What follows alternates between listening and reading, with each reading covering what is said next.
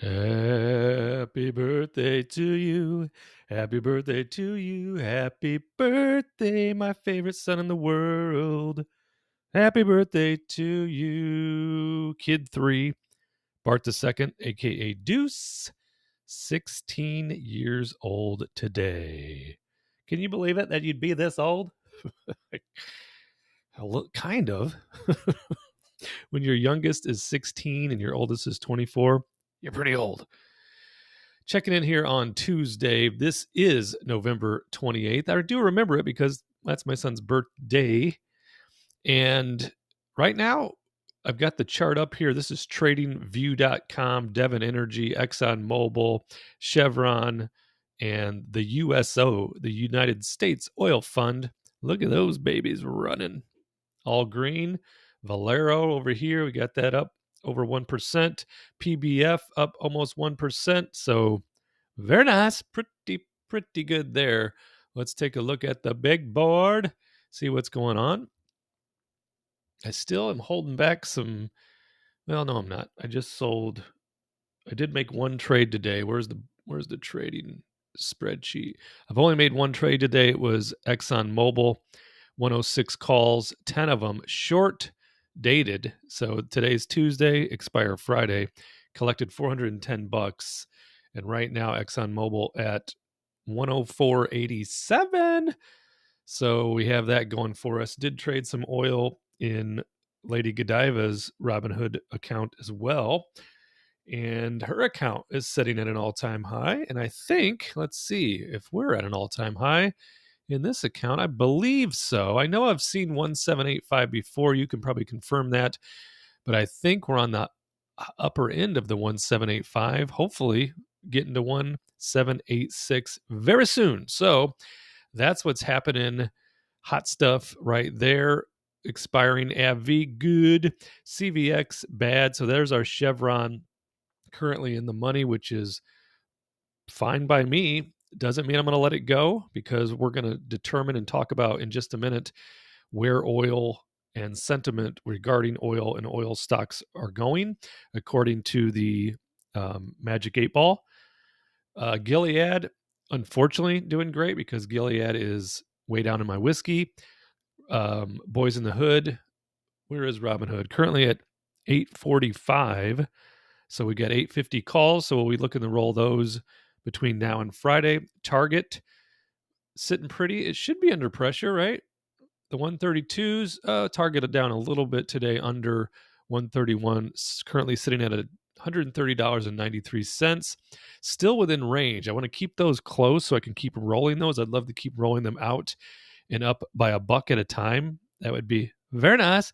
And Unity doing fine. It's green today, so we'll be looking to roll that at the end of the week. UCO, these puts, I'm assuming, based on what I think the market is going to do regarding oil, that these should be great and going to full profit. We'll close those out when they're very close, maybe at a penny a contract, hopefully. Valero, this thing is underwater, the 126 calls, so we'll be looking to, I'll have to make a decision, because you can't just hold all these oil positions forever. It's okay to take a couple dollar bills off the table. So 126, that's more than we paid. We've collected tons of dough on Valero. In fact, do we have a Valero updated chart? Whoa. Hey, you still haven't showed us that poop spreadsheet. AI might not. I'll just give you an idea what's on the poop spreadsheet. Bank of America, Walgreens, Unfisa, and a handful of other poop stocks as far as the performance that they've had. But look, we got Valero action all the way back to into February. I don't even think I was on the YouTubers at that time. But if you look at this premium and dividend column and track this thing all the way down, doobity-doobity-doo, still going. Wow, that's actually more than I thought. Ooh, dog. Oh, so so that's, I thought I paid a little less. See, you got to keep checking your numbers. I thought I was at 124 and change, but it's 125.07. So yes, if I let him go at 126, I still will have some share appreciation, but probably not nearly as much as I think we're going to be able to get. I'm thinking, as far as projections are concerned, we should be able to get 130 a share. So if we can roll those out a week at a time and just add dollar bills to our premium, that'd be great. We've already locked in the 1220 dividend. And so that takes us to $19,143 that we've collected so far on our $112,000 investment. So we still got some more money to put in our pockets on that, in my opinion. So we will likely not be letting Valero go here at the end of the week. And again, we have no idea what it will do between now and the end of the week. It could easily go under the 126, but based on what we're about to talk about, I think it's going over. So we'll see. Is that the last position of the week? No, we have two more. We have Verizon, which is underwater. I'll make a decision on Verizon. I have no feelings for Verizon whatsoever, except that I like collecting the dividends. And then Wynn is doing just fine, getting good grades. It's at 74%. Is Wynn green today? Just tell me it's a little green.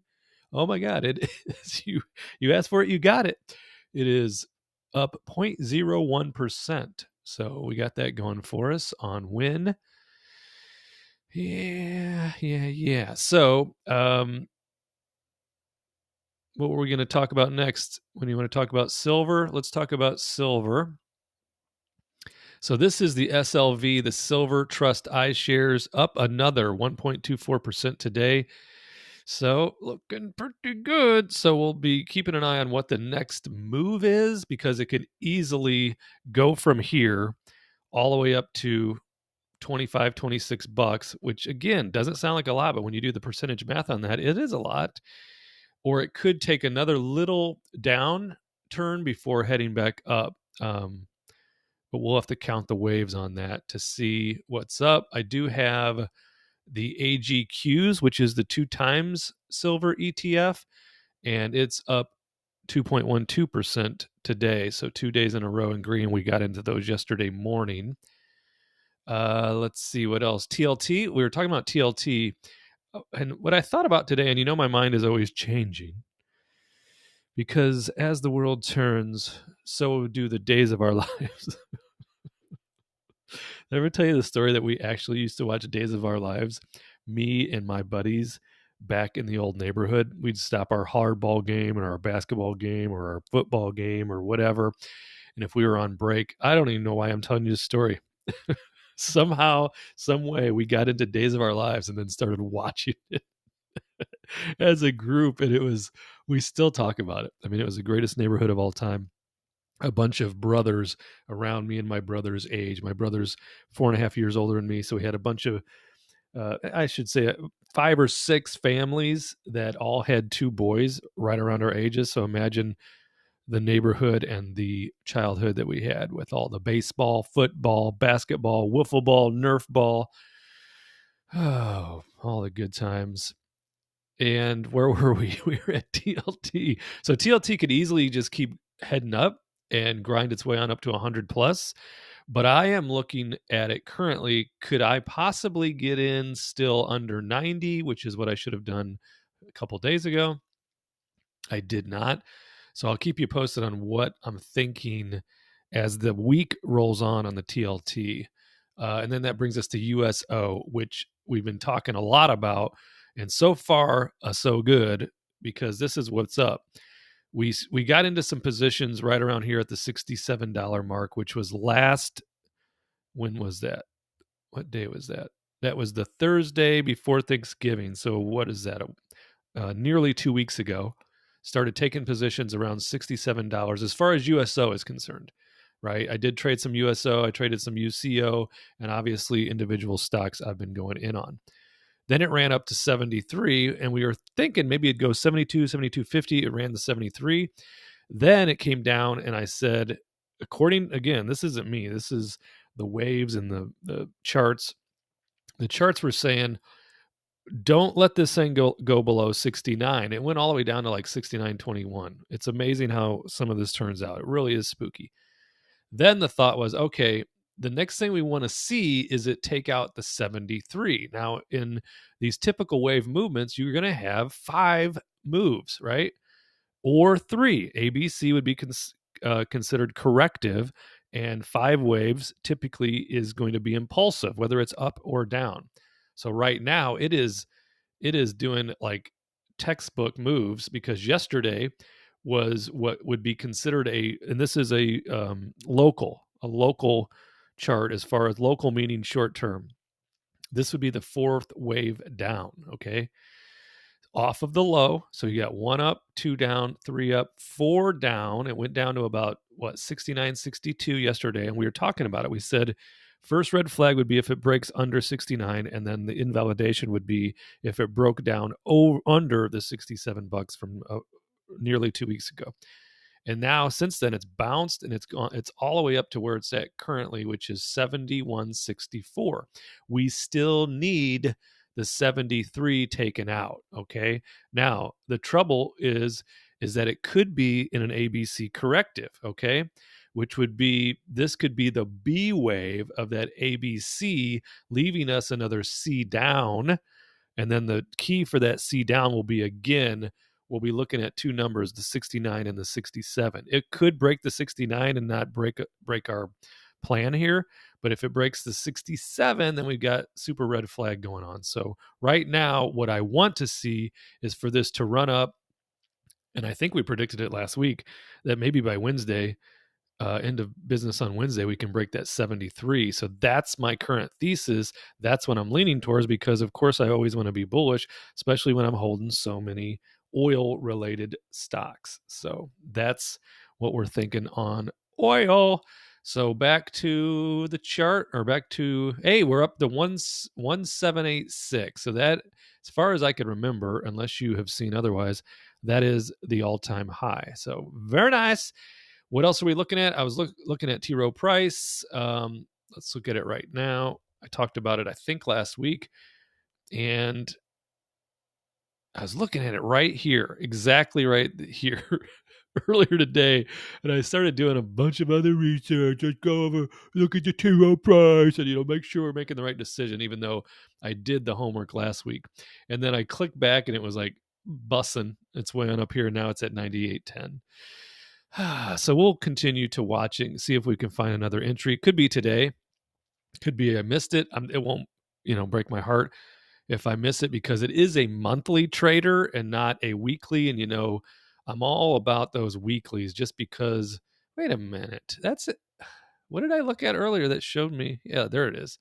Okay, it's just, it just doesn't have enough opportunities open. You see that? So we could trade it for Friday, but then the next trade isn't available until the 15th, which is what? When did they have ex-dividend? It's the 14th. So we wouldn't want to trade that. If we were looking to put our way in, it would have to be, we'd put a trade on for the end of the week, right? And if you look down to the 98, see, I could have been in at 96 or even 97 and got a little bit of change. So we'll keep watching it.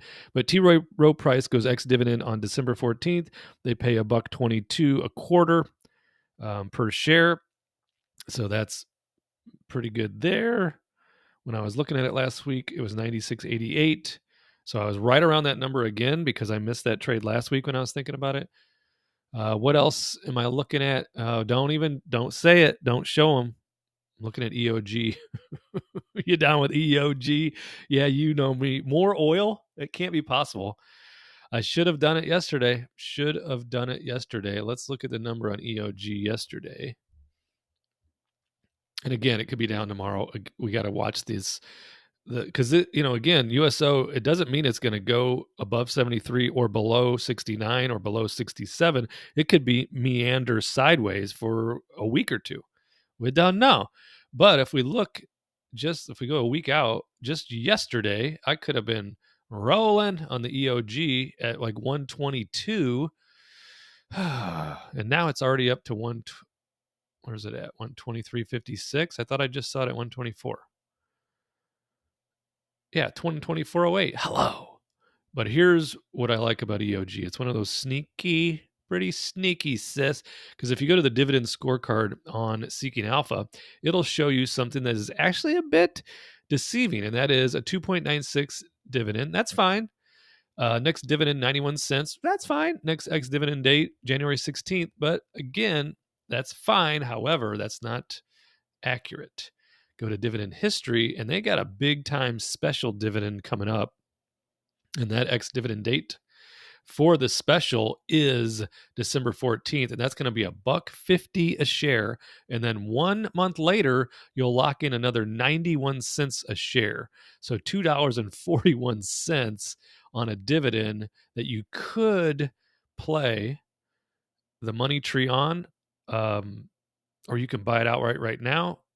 Whatever the case may be, if you're into dividends, I'm a bull on oil right now. I could be completely wrong. We'll see. So that's my thought on those. I got a handful of others I'm looking at as well. And someone asked me in the comments yesterday about how do I find these stocks that he had never even heard of. And a lot of it is just poking around. Like for instance, so if say I'm looking at EOG on Seeking Alpha, then what I like to do is I like to look in ranked in industry. I like to look in ranked in sector. I mean, you could open it wide up to sector and you got 236 stocks on here, right? 236 companies with their ratings, 3 different types of ratings that I like to look at as well. Market cap, dividend yield. You can go through everything right on this spreadsheet. And see how these things are ranked. Like this is how I found PBF Energy. I had never heard of PBF Energy in my life. I found it in this exact manner doing research on Seeking Alpha. You can do research on Yahoo Finance. This is how I found Valero long time ago. Same way with Devon Energy. You saw me trade Katera Energy earlier this year. All kinds of good stuff can be had with just a little digging, and let other people that know way more than we do a lot of the work. To me, this is a lot of the work. So say I liked PBF, right? Click on PBF. And then I can see look, we got a strong buy, a buy, and a strong buy. That's pretty good. And then we can see the news and the analysis. And the analysis, I love reading through these articles. On top of that, I love reading the comments. Okay, you get a lot of very smart people on Seeking Alpha making comments that are very legit. Now you'll read through and see who the bears and the bulls are, and who is hyping a stock and who seems to be shorting a stock. So you'll figure all those things out as you read through all these and become more and more familiar with these types of platforms and what the analysts are saying and what the different, because I can go over here. I got another little company or another little website you've seen me go to, Alpha Spread, many a times, right? So if we looked at EOG, you look at EOG on Alpha Spread, where is it? There it is, and we'll see what they say. I haven't even looked. So they're saying it's 13% undervalued, right? Which that confirms my bias.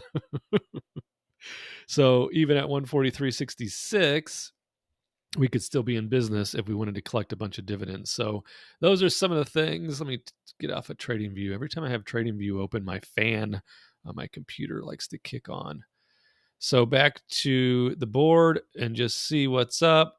Those are the things I'm thinking of. We went through the TLT and the silver, and silver and gold pretty much will run hand in hand, but silver should be the leading indicator on this run, but both will be going up. That's almost guaranteed, but don't quote me. This is not investment advice. You know that. Do all your own due diligence, and we will continue to follow the oil. If it does what we think it's going to do, we're going to be very, very happy. We got dinner tonight at Kelsey's Steakhouse here in Valparaiso, and so I'll probably be chomping on a big ribeye. My son, very traditional type of male. What does that mean?